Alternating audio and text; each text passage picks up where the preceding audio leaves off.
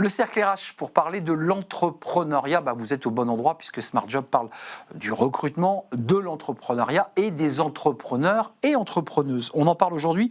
On va faire un focus sur les entrepreneurs et entrepreneuses des quartiers prioritaires de la ville, de ces jeunes pleins de talent qui ne savent pas trop quelle porte pousser. Ils ont l'idée, mais ça reste parfois compliqué, et notamment pour se faire accompagner financièrement. On en parle avec mes invités. D'abord, je vous présente Laëlle Kouadi. Bonjour Laëlle. Bonjour. Très heureux. Je vous présente en premier parce que vous êtes une entrepreneuse, vous êtes une créatrice et vous avez créé le projet Beka. L'entreprise existe, produit à base de karité. Mais alors après, vous faites des petites potions magiques avec des mélanges d'huile essentielle. C'est à la fois bon pour la peau et c'est bon pour le stress, c'est ça, pour lutter contre le stress? Oui, tout à fait. Je résume bien? Tout à fait. Vous n'êtes pas venu avec votre produit, vous ne l'avez pas sur vous? Si, je l'ai, mais... montrez-le nous. Bon, c'est vrai que je n'ai pas sur le plateau, vous n'avez pas sur l'erreur. Ah mince. On va en parler, en tout cas. Merci. Vous allez nous parler de votre parcours. Laure Couster, ravie de vous accueillir. Alors, vous vous connaissez bien, vous êtes directrice générale adjointe de l'ADI, l'Association pour le droit à l'initiative économique. C'est un maillage territorial d'environ 200 agences, 90 en Île-de-France, si je ne m'abuse. 90 dans les quartiers prioritaires de la ville. Tout à fait, partout en Hexagone et dans les Outre-mer. D'abord, je me tourne vers vous parce que y a des événements qui se préparent. Je crois qu'on est dans la semaine de l'entrepreneuriat, enfin dans les quartiers. Ça dit quoi lorsque des jeunes poussent la porte de l'ADI et qui vous disent j'ai une idée, mais je ne sais pas comment faire. C'est plus compliqué quand on est un jeune issu des quartiers prioritaires que, je dirais, qu'une personne des quartiers autres. C'est plus compliqué, effectivement, et les statistiques, d'ailleurs, nous disent que pour les habitants des quartiers, il y a une volonté, une force entrepreneuriale plus forte que partout ailleurs. C'est un habitant des quartiers sur 7 qui aimerait bien devenir entrepreneur. C'est beaucoup plus que la moyenne des Français. Mais quand on regarde après ce qui passe directement à l'action, eh bien, ce ne sont que 3% des habitants des quartiers qui sont effectivement à la tête de leur petite entreprise. C'est 5 fois moins que pour la population française.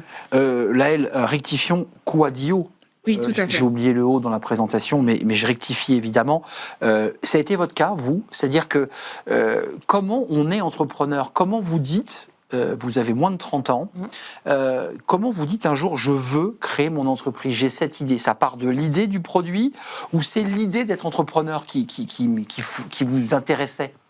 C'est une très bonne question. Je dirais qu'il y a l'idée, mais il y a aussi une vision qui a été déclenchée, soit par des rôles modèles, soit par des lectures. Bon, pour ma part, je dirais que c'était plus facile parce que dans ma famille, ma grand-mère, mon père sont entrepreneurs. Et vous avez travaillé pour votre père, si je ne m'abuse, j'ai bien lu. Oui, c'est vrai, mais quand j'étais petite, quand j'étais plus jeune, j'ai un peu aidé. Donc vous l'avez vu aussi? Oui, je l'ai vu à la boîte. Exactement. C'est quoi la notion d'entreprise pour vous? C'est la liberté, c'est la capacité de créer, c'est la capacité de gagner de l'argent aussi? Tout à fait. Je dirais que c'est un service. C'est lorsque vous êtes face à un problème, vous dites je vous apporter une solution concrètement.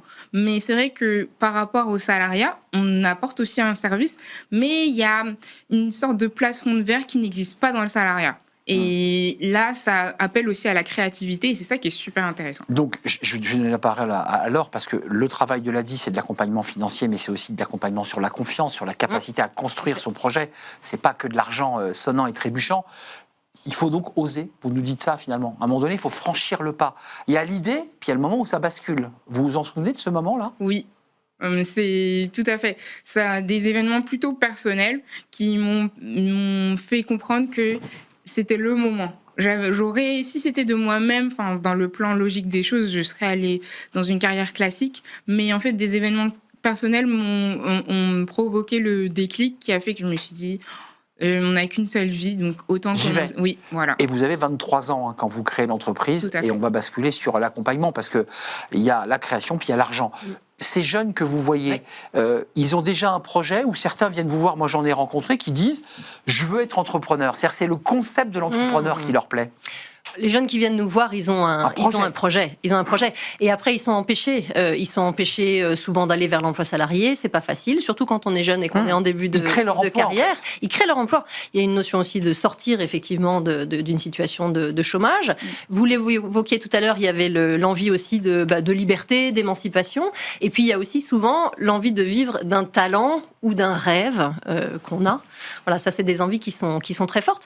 Et donc on le voit, beaucoup ont cette envie, ce rêve. Un habitant des quartiers sur 7, et après on n'en trouve que 3% qui passent à l'action, parce que des freins importants, le frein d'accès au financement, voilà, et le frein de est-ce que j'ose me lancer, ça a l'air très compliqué tout ça, c'est beaucoup de démarches, comment je vais faire, je l'ai jamais fait, je prends des risques, voilà. Et donc c'est sur ces notions-là que les entrepreneurs, encore plus dans les quartiers et encore plus les jeunes, ont besoin d'accompagnement et d'un appui financier. L'appui financier, c'est une question que vous vous êtes posée. Vous aviez ce produit à base de beurre de karité, dans lequel vous allez mettre des huiles essentielles. Donc c'est un produit qui est confectionné, que j'imagine vous allez porter ensuite dans des réseaux de distribution. Donc il y a quand même la conception, la commercialisation. Vous avez été confronté dans votre business plan, j'imagine, aux problèmes financiers. Comment vous avez eu vent et entendu parler de l'ADI? Parce qu'à un moment donné, c'est ça le sujet. Oui. Où je trouve de l'argent? Oui. Vous allez voir votre père, vous allez voir la famille, puis à un moment donné, on vous dit qu'il faut aller peut-être voir une banque. Oui, c'est vrai. Donc oui, au début, c'est la famille qui a beaucoup soutenu. Mais quand ça se formalise, l'avantage, c'est que j'avais déjà été accompagnée par un autre organisme qui m'avait plutôt aidé dans le business plan. Et au moment du financement, j'ai eu une opportunité de participer à un concours de pitch. Et moi, je vous avoue que à la base, j'ai un peu peur de tout ce qui est financier, mais ça m'a beaucoup aidé. Oui. Ça, Pitcher votre boîte? Oui, voilà. Pitch ta boîte? Oui, c'est ça. Et donc, défendre pour avoir un financement. Et j'ai gagné ce concours. Et c'est comme ça que je suis rentrée.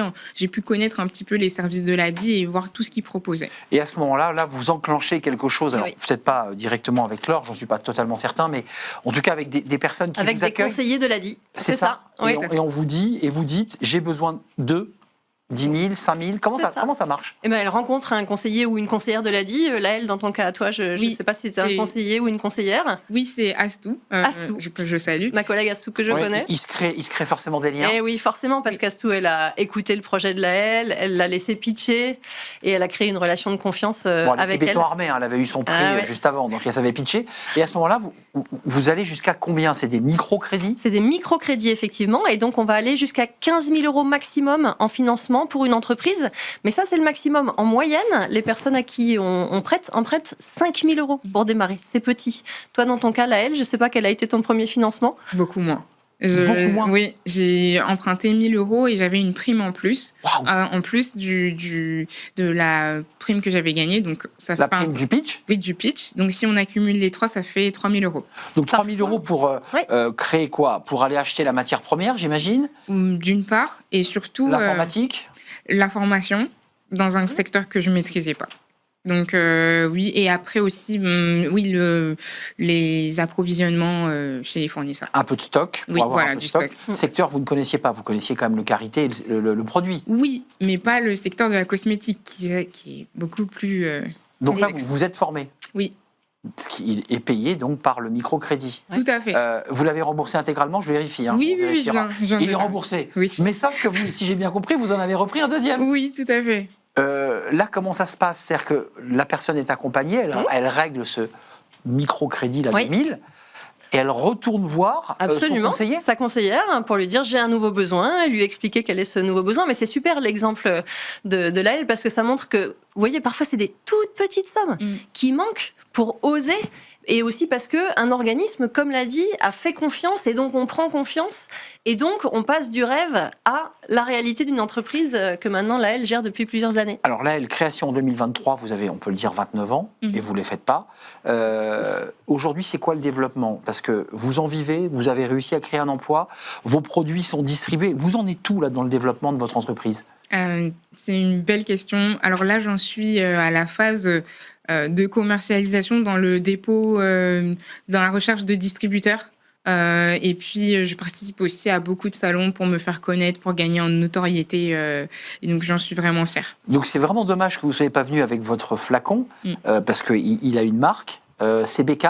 Oui, d'ailleurs, en parlant de ça, voilà la raison pour laquelle je n'ai pas ramené le produit, c'est parce que je suis en train de tout revoir à zéro et je ne veux pas vous dévoiler la surprise. Donc, je vous invite à vous abonner à mes Ceux qui nous réseaux. regardent et qui s'intéressent à l'entrepreneuriat, vous savez, il y a une émission sur une grande chaîne qui veut devenir mon associé, Oui. Et qui est aussi la rencontre de jeunes talents issus, pour certains, des quartiers prioritaires.